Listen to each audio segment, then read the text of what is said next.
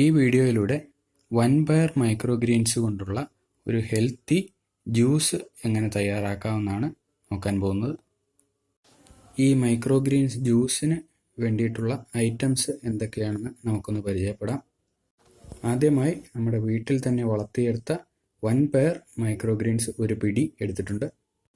അടുത്തതായി 1-1.5 പിടിയോളം തേങ്ങ ചിരണ്ടി അതിൽ നിന്ന് തേങ്ങാപ്പാൽ എടുത്തിട്ടുണ്ട്.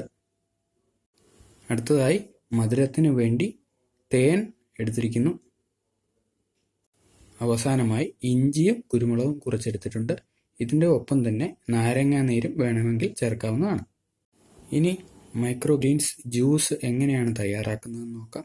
ആദ്യമായി വൻപയർ മൈക്രോഗ്രീൻസ് ഒന്ന് ചെറുതായി അരിഞ്ഞെടുക്കുകയാണ്. വളരെ ചെറുതാകണമെന്നില്ല, നമ്മൾ എന്തായാലും മിക്സിയിലിട്ട് അടിച്ചാണ് ഇത് എടുക്കുന്നത്.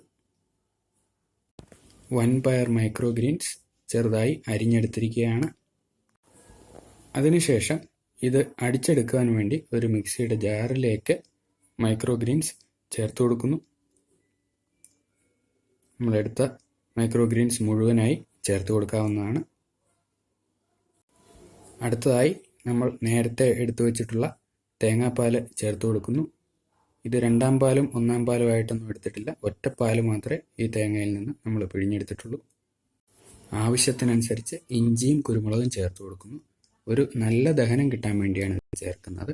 ഇതോടൊപ്പം വേണമെങ്കിൽ നാരങ്ങാനീരും ചേർക്കാവുന്നതാണ്. അവസാനമായി നമുക്ക് മധുരത്തിന് ആവശ്യമായിട്ടുള്ള തേൻ ചേർത്ത് കൊടുക്കുന്നു. നമ്മൾ ശർക്കരയോ പഞ്ചസാരയോ ഇതിന് ഉപയോഗിക്കുന്നതല്ല. ജാറ് നല്ലതുപോലെ അടയ്ക്കുകയാണ്. ഇനി മിക്സിയിൽ നല്ലതുപോലെ ജ്യൂസായിട്ട് അരച്ച് എടുക്കുന്നു. നല്ല ജ്യൂസായിട്ട് അരയണം, എന്നാൽ മാത്രമേ അതിനൊരു ടേസ്റ്റ് ഉണ്ടാവുകയുള്ളൂ. മൈക്രോഗ്രീൻസ് ജ്യൂസ് മിക്സിയിൽ തയ്യാറായിരിക്കുകയാണ്. നമുക്കൊന്ന് ജാറ് തുറന്ന് നോക്കാം. Microgreens juice തയ്യാറായിരിക്കുകയാണ്.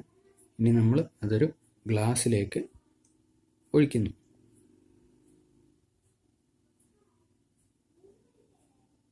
അങ്ങനെ മൈക്രോഗ്രീൻസ് ജ്യൂസ് തയ്യാറായിരിക്കുകയാണ്.